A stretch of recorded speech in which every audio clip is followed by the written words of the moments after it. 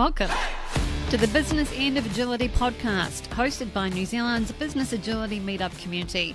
We're here to bring you real-world stories from innovative organisations and forward-thinking leaders around the globe.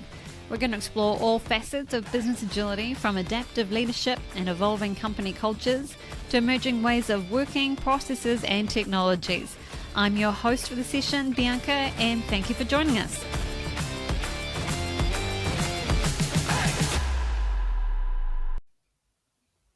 In his book, In the Power of Mattering, Dr. Zach Mercurio shares a simple question posed by his grandfather.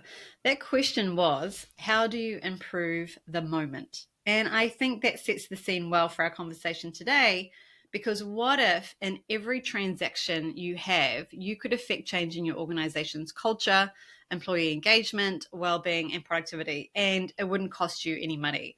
It takes one thing that everyone has, a small amount of time, to create a big change.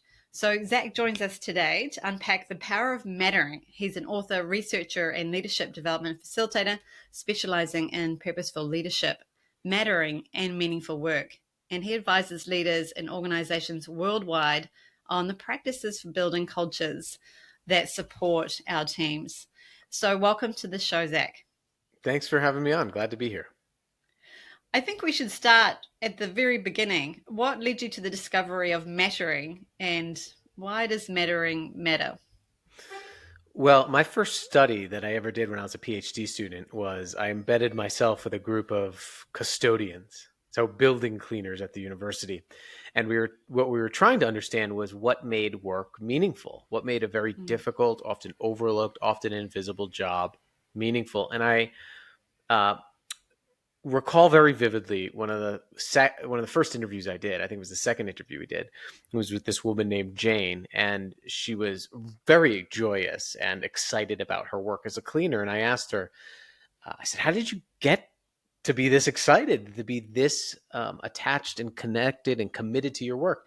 And she said, "Zach, when I got this job, I was near homelessness. And I just needed a job to put food on the table. I applied for 15 jobs. Every single one rejected me. I had 2 young sons at home, and I needed to feed them. And I had to take this cleaning job because it was the only one that would hire me." But she said, I kept saying to myself during the first couple months, I'm just a janitor. Why couldn't I have done something more with my life? And she said that it was in that moment that a supervisor noticed that she was struggling. And he brought her into a break room, and he brought out a dictionary, and he had her read the definition of the word custodian, which in the English dictionary is a person responsible for a building and everyone in it. And he said, I want you to read that again. A person responsible for a building and everyone in it. And he said, every one of these kids at this university who live in this dormitory is someone's precious child. And their health depends on you being here. I don't care how you got this job, but we need you. And she told me it was that moment that was the first time anybody showed her she was worthy and useful and needed. And it went on to change her entire belief systems about herself. She said it kept her in the job for 30 years, that 1 3-minute moment. Wow.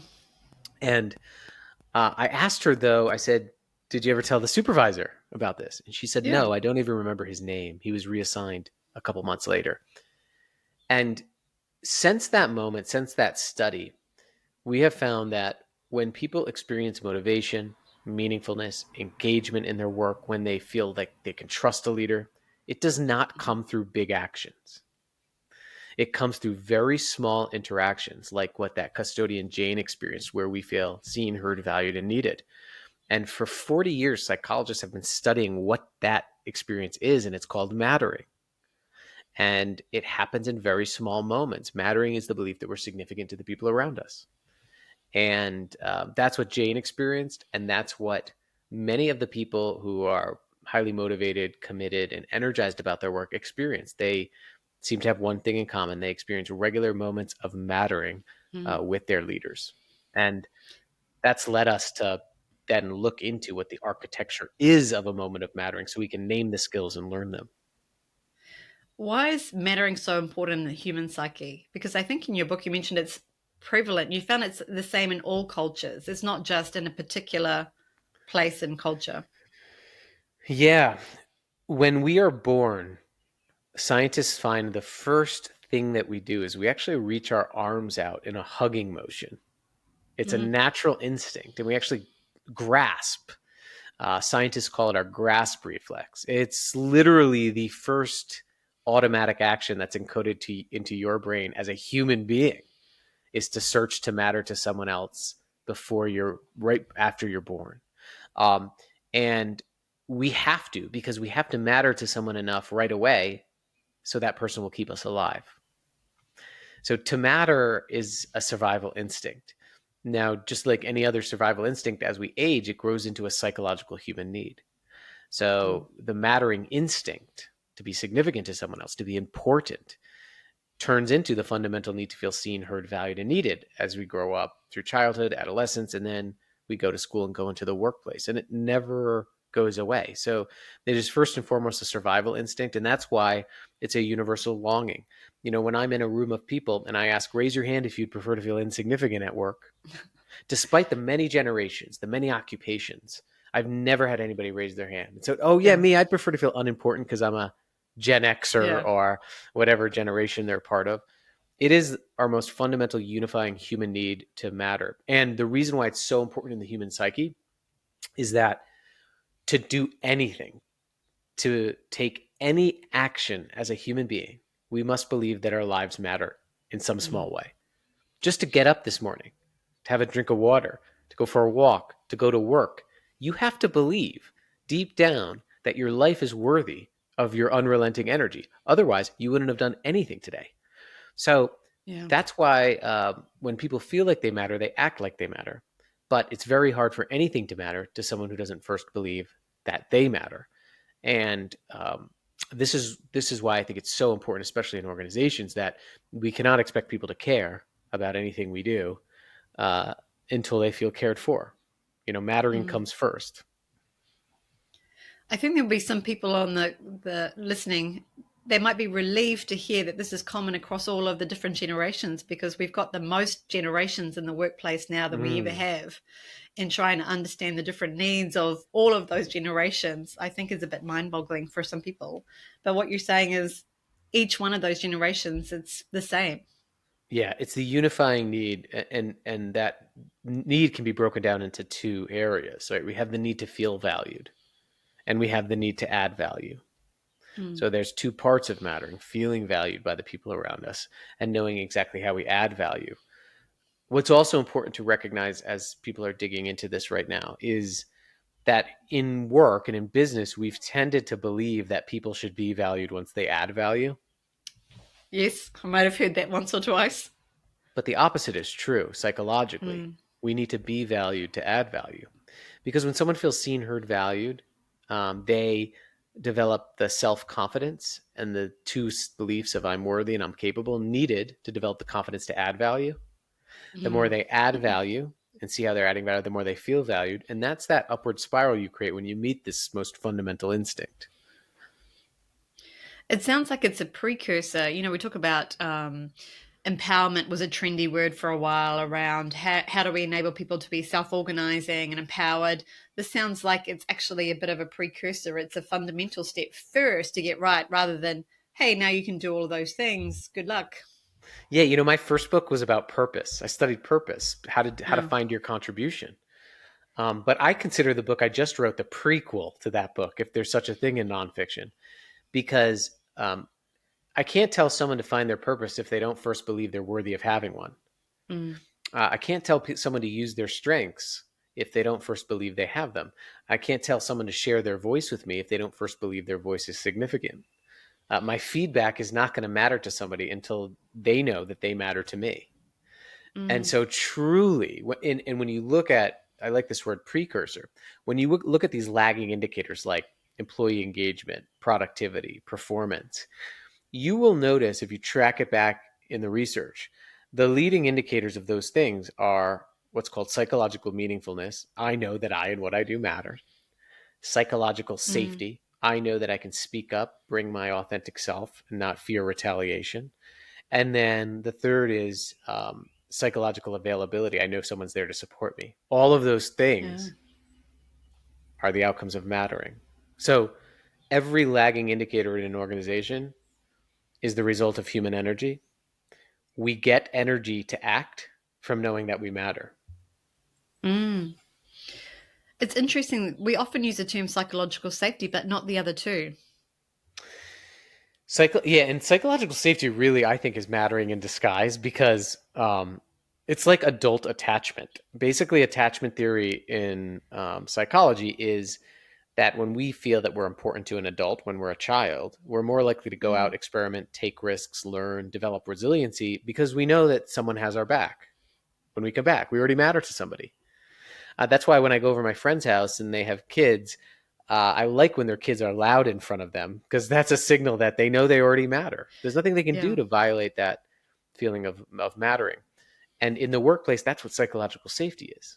People can speak up, they can experiment, they can take risks, they can learn because they know someone has their back. That's where confidence is developed in work. It's not developed by telling someone to be more confident. It's Mm. developed by telling somebody, you matter to me. I see you. I hear you. I'm here for you. And that develops that secure pace from which someone can go out, speak up, share ideas, experiment, innovate, because they know they have you to come back to. And it's a Yeah. very interesting thing to think about how that need for mattering just translates and runs through every area where human life is present, including at work. Which is, what is it, roughly a third of our life is spent in work in A some third shape or of our form. like waking life, I mean, is Yeah. spent in work or working. I don't even want to know what the amount of time we spend thinking about work is. That's that's very true. Very true. One of the things that you talked about is, us valuing people. And in your book, you talk about gifts, that understanding Mm. what people's gifts are. Could we just break that down for a moment? Yeah, I mean, they're one of the practices that we've uncovered. There are three, right? We have to notice people, see and hear them. We have to affirm people, show them how they make a difference, and then we have to show them how they're needed. When we reveal someone's unique gifts, we're affirming them. And affirmation is the Latin root word of affirmation is affirmare. It really means to firm up or make stronger. And what I love about this Mm. is that it differentiates it from things like appreciation or recognition. So appreciation is just showing general gratitude for someone's presence. Recognition is showing general gratitude for what someone does. But affirmation is showing somebody the evidence of how they make a specific difference. So Mm. their unique gifts and how those unique gifts make a unique difference. So that first part of affirming is showing somebody the evidence of their gifts. And when we're talking to people about when they most feel that they matter, they talked about like four major gifts that were affirmed by their leaders in some ways. And this came up time and time again. The first is that every human being you interact with brings to you their strengths. Now, strengths are what someone loves to do and what they're good at. So coming to know, nurture, and develop those strengths are important. Like thinking about where someone comes alive in their work, when they're Mm. most energized, what they like spending their time talking about. Those are all indicators of strength. So you have to be aware of those things and name them. The second is people bring their purpose. So their purpose is how they uniquely impact the team through their presence. It's that question: how does this person improve the moment? Mm. Right, going back to that Great. first question. The third gift is their perspective. So their perspective is how only they see the world and how only they see the work because of their position, their identity, their perspective, their life. And then the final piece is wisdom. Everybody brings their wisdom. One of my favorite questions to elicit wisdom is, what's something only you can teach me? What's something only you can teach us? Because only you have lived your life. And leaders who tend to create mattering tend to really name those gifts. So when they're giving feedback or gratitude, they really name, like, this is the unique perspective I saw you bring, and here's the impact it had. They tend to nurture them. So they say things like, "Oh, you're incredibly creative, and I just saw this class that came up on how to develop a creative habit. I thought of you. Uh, you know, here, check it out." Like just being thought of and recognized. Um, so they know, name, and then nurture people's gifts, create those pathways for development. I think in your book you had something about, the strengths only, was it 20% of people surveyed felt like their leaders actually knew what their strengths were? Right. Actually knew and Seems shocking. could name their strengths relative to others too. So in the latest Gallup engagement report globally, just 7 out of 10 people are disengaged in their work, emotionally uninvested in their work. It's the Mm, lowest it's ever been.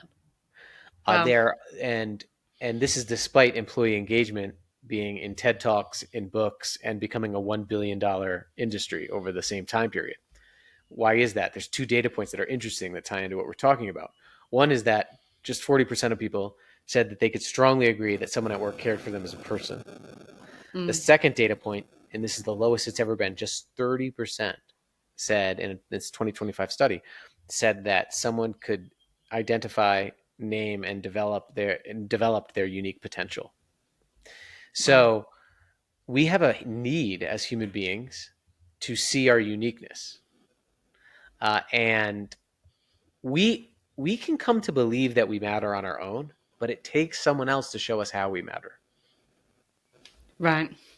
And when you reveal someone's gifts, when you illuminate those gifts, you're showing them how they uniquely matter. And a lot of times you're illuminating in something that they don't yet see in themselves, which I think is the ultimate gift of leadership. Mm. And in terms of loneliness, I know that sort of in this space, the Gartner Future Trends report for 2025 listed loneliness as a top emerging business risk for businesses.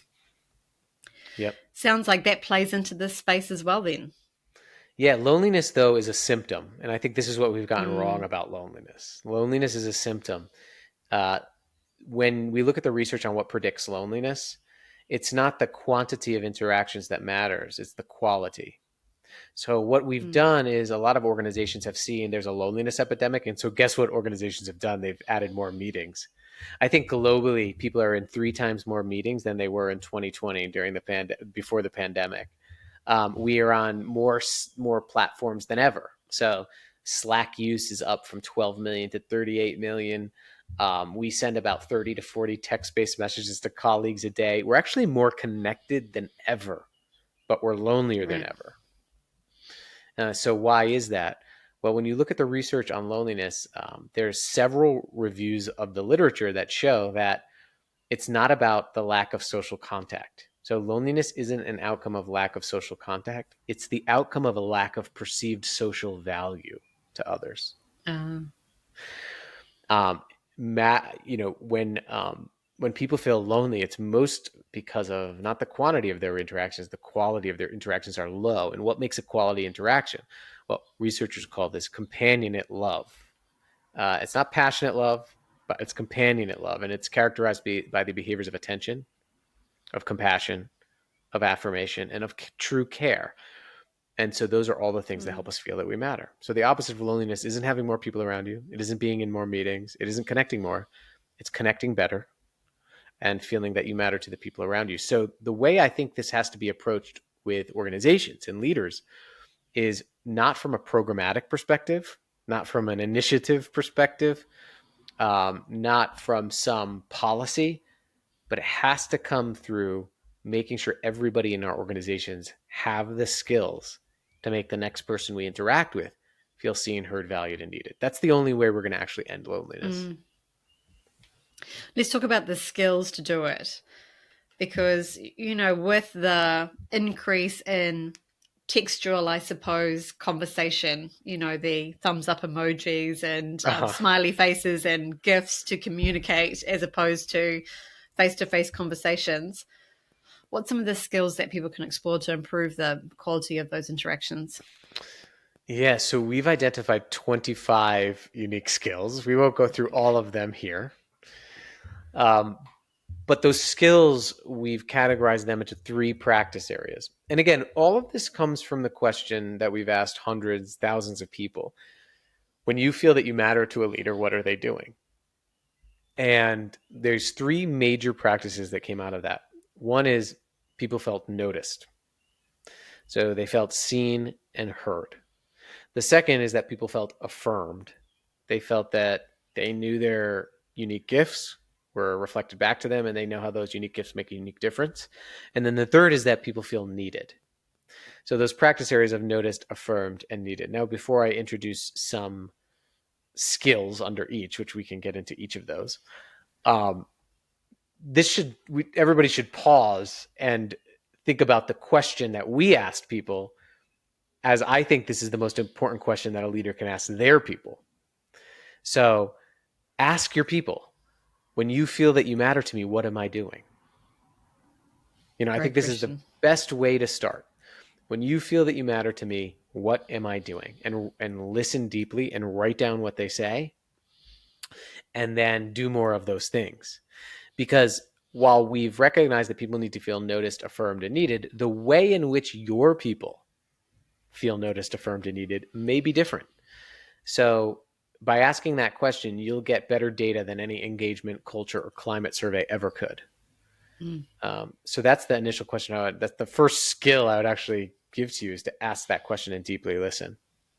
And I'll leave it there to see what your thoughts are, and then we can go into those three areas if you want. I can provide some skills, but wanted to hear your reflections too.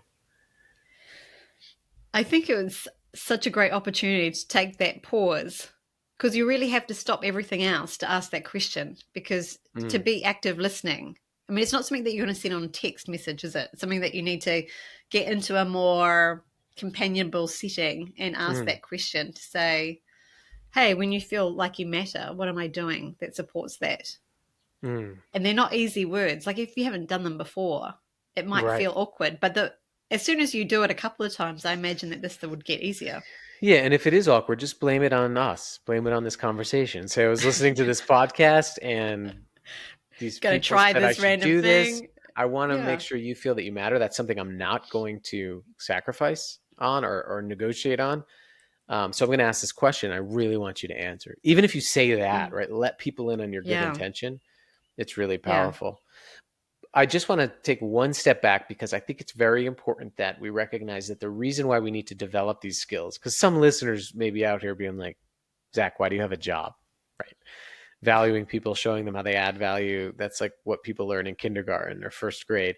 I mean, it seems like common sense. The problem is it's not common practice. And it Yeah. goes back to just what you said. For the last 25 years, we've been able to communicate in short digital transactions with one another. Mm. And so the more we've been able to get out of the social situations in which we learn how to see, hear, value one another, we actually lose the skills to do it. So, like you said, if you give me some bad news, I can just send you a sad faced emoji and say, I'm sorry to hear that. Yeah. And Low then I think cognitive I think effort. I've done my Mm. like moral duty. I don't Mm. actually have to sit with you anymore, seek understanding, show compassion. And so every time I don't have to do that, I lose the skill to do it. Mm. And we're in a place where for the past 50 years we've been calling them soft skills, and whenever we see something as soft or simple, our brains approach it with less rigor. We think we're better at Less it than we important. are. Yeah. Yeah. So that's one of the reasons why we need to redevelop and relearn these skills and approach them with rigor in our organizations. In your book, there's a phrase that you used, which was overestimate the impact on mattering. To say, we might assume that having these conversations around mattering isn't that important and wouldn't make that much change to people. But you're saying the opposite is true. Yeah, I mean, again, when we ask people when they most feel that they matter to a leader, it is the very small interactions, like Jane, the custodian experience, that can completely alter the trajectory of her Mm, career or their careers. And that leader never knew. Like, I don't know yeah. if they ever thought about that. But, when we ask people, when you most feel that you matter, people talk about, well, let's do it right now. I mean, just think to yourself, when you felt that you most mattered to a leader, what were they doing? I guarantee you're not thinking about the new program they introduced, their quarterly earnings report, the big award you got from them, a promotion. In fact, I've never heard any of those things to the answer to that question. You're probably thinking about a time where someone believed in you, someone gave you responsibility, someone noticed that you were struggling and offered an action to help, Yeah. someone gave you a little bit of affirmation that you needed to get through a difficult time. Mattering does not happen through big actions; it happens through small interactions. Yeah. And so, but what we tend to do is we actually tend to underestimate our impact, which is why in the book I said overestimate your impact. Because, for example, think of someone you rely on right now in your life or your work. Just bring them to mind. Now, think about when the last time was you explicitly told them, Mm.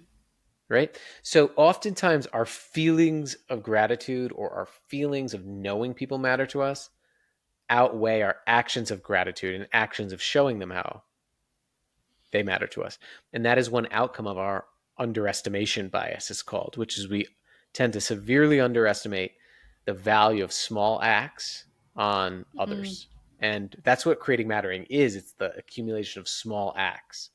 So, as a leader, the leaders who cultivate mattering that I've worked with, that I've studied, tend to overestimate their impact.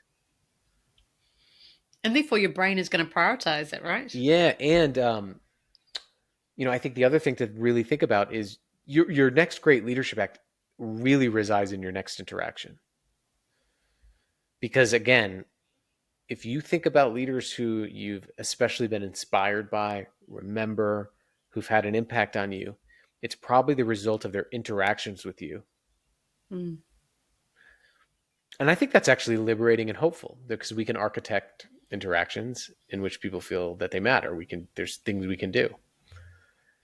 And it can be the next interaction. So you might be thinking, well, I'm not so sure that the last interaction was that great, but you have another opportunity in every next interaction.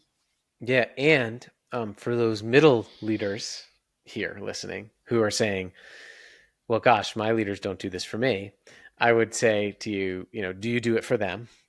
One, that's an Yeah. opportunity, but also, you do not need your organization's permission Mm. or approval to show up in your next interaction and truly see a person, hear a person, affirm a person, and show them how they're needed. Um, I find that the best leaders they're not passive recipients of culture, they're Mm. active constructors of culture, starting Yeah. with focusing on what they can control, which is every interaction. No one can take your interactional power away from you. No approval required. No form needs to be submitted for that. No, there's no red tape to go through. Yeah. But I think it's a missed opportunity. I think that's a missed opportunity for a lot of leaders. They tend to reflect and unintentionally become the leader they don't want. Is that as a result of just where the focus lies on a day to day basis? Yeah, I think there's a lot of pressures. Like, it's hard. There's a systemic pressure. A lot of times leaders Mm. are rewarded for what they acquire and achieve, not how they contribute and how they make people feel. Yeah. Yeah. Um, so if you're in an organization that rewards high performers who treat people poorly, it's very easy to start treating people poorly to perform well. That's why I think if you're someone listening that has a larger system, we need to stop promoting people who perform well but treat people poorly, and we need to start promoting people that perform well because they treat people well. Mm. Because of, not Right. instead of. Yeah, because of, and model that and tie rewards to that. And because I think that is a systemic factor that helps as well. Let's talk about the skills Hmm. involved in each of those areas. Notice, affirm, and need, I think it was. Give Yes. us a bit of a flavor for each that people can Yeah. start doing in their interactions. Yeah. I'll give a couple of skills. I mean, for the noticing piece, noticing is the deliberate act of paying attention to the details, ebbs, flows, details of someone's work and life, and then showing them that you're paying attention, taking a proactive action. And it's making sure that when they share with you that you're truly hearing them. So it's about seeing and Yeah. hearing people. One of the skills that we find that leaders who do this incredibly well have is the skill to observe people closely, note down what they observe, and share that back. This Yeah. observe, note, and share process. I'm reminded of a distribution center manager that I got asked to go work with this distribution center. They were all scored really low on their employee engagement surveys. So they were like, Zach, you need to figure out what's going on.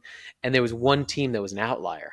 And I was really happy to find the outlier because I'm like, they can probably tell me all I need to know. So I went to this team and I just said, what's going on here? And they all said some version of it's our leader. It's our supervisor. She just gets us. One distribution center packer said, I'd do anything for her. And I asked her, I said, what do you do? And she goes, Zach, well, it's really simple. On Friday, I write down each of their names and I write down one thing I heard them talk about, complain about, a piece of equipment that was broken that they needed to get fixed, a sport their kid was starting, a new sport their kid was starting that weekend. And then on Monday mornings, I just look at that. I ground myself by looking at that notebook, looking at their names, looking at what I wanted to remember about them from last week. And I just schedule, they don't know this, but I schedule a 3-minute check-in with each of them. And I'll say, hey, I remembered last week that you were struggling with that piece of equipment. Did we get that fixed for you? I remembered last week that you were nervous about that meeting. How did it go? And she said to me, she said, Zach, what I've realized, my leadership lesson is that there's magic in being remembered. What I love about that is that she didn't leave it up to chance. You know, we've come to call this her Yeah. noticing notebook. It was a skill. That skill of noting is a powerful skill to relearn how to pay attention. Our attention is being fracked more than ever. We have more notifications coming at us. We have more things to pay attention to. The news cycle is out of control. And Gloria Mark, who's an American psychologist, she has been studying attention span. And what she's found is that 10 years ago, our ability to pay attention to one thing was about 2.5 minutes before we started thinking about someone else. Doesn't seem that long, but for then it was long. Oh, Now yeah. it's about 47 seconds. Wow. So we can't leave it up to chance. We have to have some process of noting down what people say. The other quick skill that you can take and immediately do is to simply start asking better questions. You know, we tend to ask questions like, "How are you? How's it going? Are Having there a good any? day, Yeah, are you having you a good know. day, right?" Or I've heard leaders say this at a meeting, and it drives me crazy. How's everybody doing? Good? Can you imagine if you weren't good? Would you say, "Oh, not me"? Not me, Or sorry. or I hear people say, "I hope you're doing well all the time." Leaders Yeah. who are great noticers tend to go beyond the greetings and they ask questions people can answer. So, what has your attention today? Um, what's getting in the way of you doing your best work? How can I help? What's been most meaningful to you today? What have you been working on today? What are you most proud of today? What are you struggling with today? Uh, questions that people can actually answer, clear, open, and exploratory questions. So I would say those two things, like learning to observe, note, and share the details of people's lives back to them, and asking better questions are key ways to start. And I would also add that you also have to schedule your good intentions. And what I mean by that is you and I were talking before the podcast, and I was saying that how I'm the kindest person in the world when I'm out walking my dog because I have free time and things are going well in that moment. So I can think about all the people I should thank, the people I should reach out to, the calls I should make. But then I get back to my office and I have this big to-do list. So I put off Mm. the things that these acts of kindness for answering another email. But what I've noticed that I have to do is put it on my calendar, put it to the top of your to-do list. So I guess the quickest thing you could also do is just anytime you have that intention to check in, reach out, see how someone's doing, follow up on a conversation you had last week that was unresolved, put it on your calendar and do it, Yeah. and don't leave it up to Mm. chance. And that those are some of the foundations of noticing. It feels like you need to give it space. Yeah. Calendar, make sure it's there. But also when you go and spend time as well, don't be rushed in your interactions with Mm. people because rushing automatically, I imagine, devalues that interaction. So Yeah, creating that's a good space. point. I mean, that's a good point. There's nothing that can replace, replicate, or compensate for your time and attention as a leader. Mm. We try all the time. You try to use technology, platforms, uh, but in any relationship, nothing can replace, replicate, or compensate for your time and your attention. I like to say that hurry and care cannot coexist. Mm. Yeah. In any area of life, you can't care for something you don't understand. You can't come to understand something when you're in a hurry. So sending a gift to show I care is probably not it's not the answer here. Oh, so this is a good point, right? And this gets into our next the next practice area, which is affirmation. Like sending a gift is great. Recognizing people through awards is great. Having a free lunch is great. Having Employee of the Month awards or peer nominated awards are great. Those are symbols of value, though. The gift can never actually value you because it's an inanimate object. Like that's why Yeah. money can't value somebody. Money can be a symbol of value, but it can't actually value someone. Only people can. So when you have both, that's great. I worry about organizations when they have these symbols of value, but a person doesn't Mm. experience being valued every day in their interactions every day. That's where the dissonance lies. Like, for example, if you never checked in on a friend, never talked to a friend, never showed compassion to a friend, and you sent them a gift out of nowhere, that gift's probably not going to mean that much. They're going to probably be like, what's going on? What's wrong with Zach? What's going on here? All of a sudden, they're sending me a gift. That's how people, that is exactly how people who experience not mattering to their leader, to their peers on an everyday basis feel when you give them an Employee of the Month award. Right. Interesting. Yeah.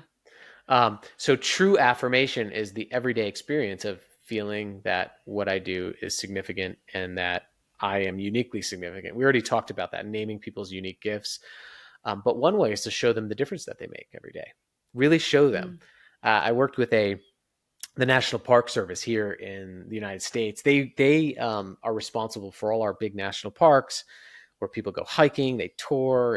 It's usually a really joyous time, but they're in very remote locations that require extensive infrastructure maintenance. And this Mm. leader was the leader of this maintenance team for one of the parks in the Western United States, who tend to have really high turnover and some lower morale because the pay isn't really good. But his park had exceptionally high morale and low turnover. So I went to him and I said, well, what do you do? And he said, well, I've had this practice for a number of years. I walk the park every week and I take pictures of things my team has worked on. So if it's a bridge they've repaired and visitors walking over a bridge, I'll take a picture of it. If it's a bathroom that was repaired and opened and now there's a shorter line, I take a picture. If there's people using a new trail, I take the picture. And every Friday morning, I send them this email, and the subject line is, look what you did. Mm. And all I Nice. do is I attach the photos. And he told me, he goes, Zach, they can't argue with me that they matter because I have photographic evidence. Got proofs right here. But what I love about that is that leaders who are great at affirming people, they don't just tell people that they matter. They use stories, symbols, and to actually show people exactly, precisely how they matter. So that's the difference is it has to be showing how they matter, Right. not just that you matter. Yeah. And even when you Right. say thank you to somebody, going a step further and showing them the difference they make and how they make it, naming those gifts. Hey, I noticed that you were really intentional, really creative. You brought a really unique perspective here. And then here's the impact that it had. And be very clear about that. Tell the story of the impact. Amazing. And that Neat. really, that all, yeah, that leads up to this kneading practice, right? And this one is incredibly important because without it, it's very difficult for people to commit. Because when people feel replaceable, they tend to act Mm. replaceable. But when people feel irreplaceable, they tend to act irreplaceable. My favorite study that shows this was a study by this French agricultural engineer named Max Ringelmann. In 1913, he had students pull on a rope as hard as they could, individuals. And he attached that rope to a dynamometer that measures force. And then he had those individuals get in groups. And he had those groups pull on the rope as hard as they could. And he added up all the total force readings. Total force readings for the individuals, total force readings for the groups. And who do you think exerted the most total force? Well, it was the individuals every single time. And that surprises people, but it's because the individuals knew that they and their effort was indispensable. It's called perceived indispensability of effort. So, one of the best ways that you can show people how they're essential and that they're needed is to use these 5 words. And it came up often in our interviews: if it wasn't for you, right? Ah. If it wasn't for you, this wouldn't be possible. And making sure you're actually showing them what they make possible vividly. Because when people feel irreplaceable, they tend to act irreplaceable. They show up, they care, they commit. Um, and that really brings it all together. When people feel noticed, they feel seen and heard, they truly feel that they have unique gifts that make a unique difference, and they feel that that unique difference and those unique gifts are indispensable. That's where you Mm. cultivate commitment that lasts. So this is a big game changer from a culture perspective, because often teams these days can have challenges from a culture perspective. Things like, I know I was talking with somebody the other day, they had some challenges around backstabbing or other behaviors that came up. But a lot of these things that we're talking about, is looking Yeah. back at the individual and how they show up is a direct result of how they feel that they've been treated. Is that kind of where this comes in? Yeah, I think one of the things we miss is that culture is an accumulation of daily interactions. Mm, And if the interactions are low quality, then the culture will be lower quality. wow. And so I think that when we think about culture, we have to think about the quality of daily interactions and if people have the skills, especially leaders, to cultivate interactions in which people feel significant. Because there's two things that happen when people feel insignificant. There's two acts that follow. They either act out in withdrawal, so they withdraw, quiet, quit, isolate, stay silent, withhold, leave, or I think you're mentioning this, they act out in desperation. Mm, Um, Complaining, blaming, gossiping, protesting, backstabbing. These are often desperate ways to feel significant. For example, one of the mm, number one predictors of workplace gossip, negative gossip, is not that the person's a bad, toxic employee. It's called psychological contract violation. It's a fancy word that means that my expectation of fair treatment has been violated by you as a leader or the organization. So I will go speak out to someone else if I can't speak up to you, because I will do anything mm. to develop that relationship, to feel that I matter, even if it's negative. So think about the absolute panic of a newborn who reaches out and finds no one. Yeah, Absolute panic. This is why children have behavioral issues. Usually, it's not because the child is a bad child. It's because the child has what's called an attention deficit in their family life. So they act out to get the attention they're not getting. We do not change much psychologically when we go into work. It's the same thing. Most toxic behavior is the result of cultures that render people insignificant. Um, and a lot of people say to me here, Zach, well, what do I do with the narcissists? And we throw that word around too much. Only less than 1.5% of the world's population is a clinical narcissist. So the chances are you're not dealing with a toxic person.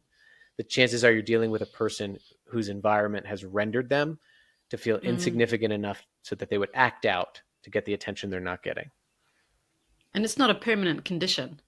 No, no, because what often happens when that happens is we label them. Well, that person's a backstabber. That person's Mm, toxic. And what happens when we label somebody is we stop seeking to understand them. That person's toxic, so we treat them as if they're toxic. Then they see themselves as toxic, and guess how they act? mm. Toxic. So interactions, if we get that right, could actually turn that around. Absolutely. And seeking understanding before we seek to evaluate. Mm, I like reframing this, and I coach leaders to say this is a person, a human being, a mother, father, sister, son, daughter, friend, who's behaving in ways that I perceive as difficult. And that changes how we approach and encounter that person. Instead of that's a difficult person, yeah, you would never want anybody else to label you by your behavior. And what we yeah, do is we induce shame for other people when we identify them with their behavior. And shame usually progresses into blame. Blame usually progresses into learned helplessness, which is, man, nothing I do matters, so I'm going to act like that. And we yeah. get toxic behaviors. So the good news is it's reversible, but Absolutely. it And doesn't preventable. take and preventable and reversible, and all of the skills that we've talked about so far, and obviously there's more skills in there as well, Yeah. would be a good antidote to it. It's a good starting point to notice the Yeah. good things, to start affirming those things, to start actually talking about how they're Yeah. needed. And a lot of people say to me all the time, well, what if I need them to perform better? How do I show people that they matter? Well, you show people that they matter so that they'll perform better. One of the things I talk about is that um, you know, about 40% of performance improvement feedback actually decreases performance in several studies. And why is that? Well, researchers find that it's because people critique before they demonstrate care. So if Yep. I don't feel understood by you, if I don't feel seen and heard by you, your critique, your performance feedback is not going to matter to me. Mm, So, like the difficult conversations, a lot of leaders don't recognize this. The difficult conversations, the critique conversation, that quality of that conversation is actually built in the days, months, and years of relationship building that precede it. And there's no shortcut. yeah. You can't just say like, oh, okay, and I have to critique this person. Shoot, I haven't been building trust. No, I mean, that you are investing in the relational groundwork for difficult, real conversations to happen about performance when you notice, affirm, and show people they're needed regularly. Mm, makes a difference. It does. Think about the people that you've gotten feedback from that you've really listened to. It's probably people that have deeply invested in you. Yes. And have often spoken about the impact. Mm-hmm. Makes a big difference. Yeah. Let's talk about a world with less interactions, or at least less interactions with humans. And that would be the world of increased AI use. So as we get into this environment where people might have, AI drafting their communications and then somebody drafting a response to that communication in Mm-hmm. AI, and it becomes very text based and changes to people's roles in terms of what types of work they might do. What do you see as some of the potential things that we need to be considering around the increased use of AI? AI can complete tasks for us, right? Yes. But AI can never take moral responsibility for those tasks. Hmm. So AI can do the communication, they can write the communication, but only humans can build the trust and take responsibility for what happens after. And I actually think that's going to be the occupation of all human beings moving forward, is to build and know how to build human trust. I was working with a big retail client who was like telling me about their AI, how it's going to take over the transactions and guiding consumers through the transactions. And then I asked, who takes responsibility for the transaction? You know, who's responsible to that customer for what happens? It's not the AI. AI cannot take moral responsibility. It's humans. Hmm. So I actually believe that the vocation of all human beings in every organization has to be to build human trust. That's the moral responsibility to one another when AI is completing our tasks. So I actually am hopeful because I think AI is going to free up more of our time to be human with one another. And if now if you're unable to do these things, if you do not have the skills to see, hear value, and show the person across from you how they're needed, then AI will render you obsolete Mm. because all you So have even is more important. so if all you have is technical and operational skills, you've been promoted, you've built your career on performance from a metric standpoint, technical and operational skills, and you don't have relational skills to cultivate trust, I think you're going to be in trouble. But I think the people that I work with, the people that are cultivating the skills, the human skills, and doubling down on being human and rigorously learning and evaluating the human skills to develop care and safety in organizations, I actually think that AI is going to make your job even more essential. Mm. And hopefully give you the time to spend the time Yeah. on that human to human contact. But I think this is what we've missed this with AI is that yeah, AI can do all these things, but it can never be responsible for them. Mm. So we retain the moral responsibility. Great Yep. phrase. And that only comes between humans. Yeah. Let's talk about one challenge with humanity at the moment, or it seems to be an ongoing topic, which is marginalization. Still a Mm. challenge. What role does mattering play in this space? Is it going to be enough, or is there other things for us to be considering? Yeah, I mean, so when we look at mattering, that experience of interpersonal mattering, is incredibly one of the most powerful ways to combat marginalization on a large scale. So you have the opposite polarity of marginalization is mattering. There's a paper by this scholar Nancy Schlossberg called Mattering and Marginality. It's about these two poles. But one of the things we've gotten wrong, I think, especially with DEI programs and other inclusion based initiatives or social justice initiatives, is we've theoretically applied these things Mm. without equipping people with the skills to see, hear, value, and need the next person across from them. So if you develop an inclusive program and invite diverse voices in, but you aren't giving the people around them the skills to see, hear, value, and show them how they're needed, it doesn't matter what you do. That's why the difference between belonging, inclusion, and mattering is so important. Again, belonging is feeling welcomed and accepted in a group. Inclusion is feeling like you can take an active role, equal active role in that group. But mattering is feeling significant to individuals in that group. Mm. I can feel like I belong. I can feel like I'm included. I can feel like my identity is valid in a space and not feel that I matter to you. Yeah. So that fundamental of inclusive culture is the interpersonal experience of mattering, and that's why I think that really big change usually starts at the interactional level. And the moments that matter. Yeah, those small moments, and it's accessible right now today. Yeah. Everyone can do it.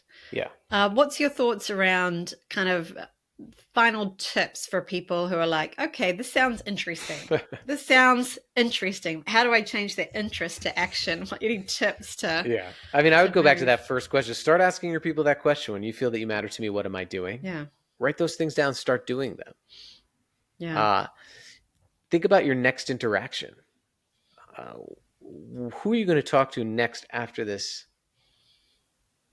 podcast right now? Are you, and how can you Yeah. see them better? How can you remember something about them and check in?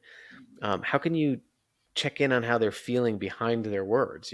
Notice their feelings. How can you? Is there something that you? Is there somebody you're going to thank today that maybe you can go one step further and tell them the difference they made for you instead of just saying Yeah. thanks and name a gift they bring? Is there Mm. someone? Is that person you rely on today that you're going to see? Are you going to see them? Can you say if it wasn't for you? And blame it on us, of Mm. course. But that's where this starts really in your next interaction. And once you start bringing this into your once you start doing this more, you start redeveloping the skills we've lost over the last 25 years Yeah. of noticing, affirming, and showing people how they're needed. And cultivating those skills that we're going to need even more of in our Yes. future of work. Yep. Tell me, how do people find more about you or learn more about the subject of mattering? Yeah, you can go to zachmercurio.com. There's a mattering resource area where there's a free self-assessment, all these things you can just download. You don't need to put your email in. And then you can also go to powerofmattering.com to check out the book, The Power of Mattering. Well, thank you so much for all of your insights today. And I'm already in my mind going, hey, now I can justify that notebook purchase because I'm going to have a noticing notebook now. And That's good. asking the question and letting people know that they do matter. And I'd like to know, when they feel like they matter, what am I doing? So, some great tips and Good. takeaways to do something different tomorrow so that we can do more in the moment, I'm which glad. sounds an exciting thing to do because it doesn't cost us. It's just a little time and a little attention. Yes. Thank you so much. Well, thank you. Thanks for having me. Glad to be here. Appreciate